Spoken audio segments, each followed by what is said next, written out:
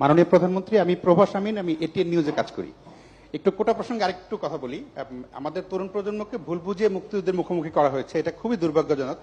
আরেকটা খুবই ভুল ধারণা তৈরি করা হয়েছে যে কোটা এবং মেধা, মনে হতে পারে যে যারা কোটায় চাকরি করে তাদের কোনো মেধা নেই, কিন্তু আবেদন করার ক্ষেত্রে কোটা লাগে না, প্রিলিমিনারিতে কোটা লাগে না, লিখিততে কোটা লাগে না, একদম শেষ মুহূর্তে গিয়ে কোটা অ্যাপ্লাই হয়। তখন আসলে মেধায় সবাই সমান। এখন আমার সামনে যদি দুইটা অপশন থাকে যে দুইজনই সমান মেধাবী, একজন মুক্তিযুদ্ধের সন্তান, একজন রাজাকারের সন্তান, আমি অবশ্যই মুক্তিযুদ্ধের সন্তানকে চাকরি দিতে চাই। জি, সেটা একটা। ফলে মেধা এবং কোটা খুব সহজে মানুষকে বিভ্রান্ত করা যাচ্ছে যে সব মেধাবীরা চাকরি না নিয়ে কোটার চাকরি।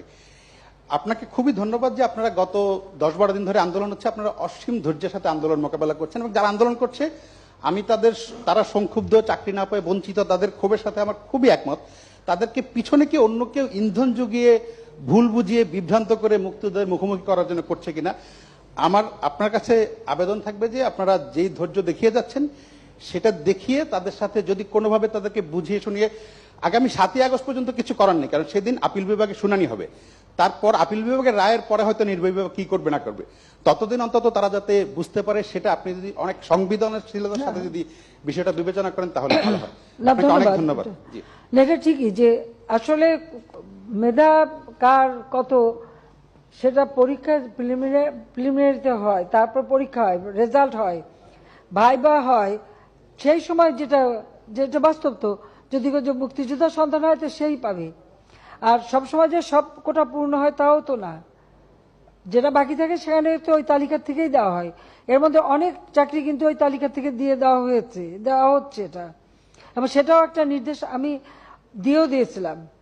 কাজে এটা কিন্তু আছে, কিন্তু সেখানে অবশ্যই মুক্তিযুদ্ধ অগ্রাধিকার পাবে, এটা তো দিতেই হবে। এখন মেধা, এই যে মেধা আর কোটা নিয়ে, তো কোটা আর মেধা তো এক জিনিস না, তো এইখানে দ্বন্দ্বটা সৃষ্টি করে, এটা একটা ট্যাকটিস।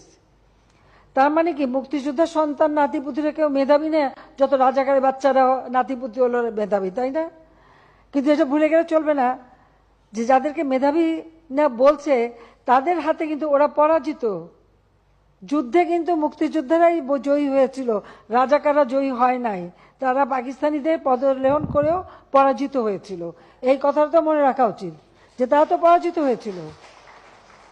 তাদের মেধাটা কোথায়? তাদের মেধাটা কোথায়, সেটা আমার প্রশ্ন।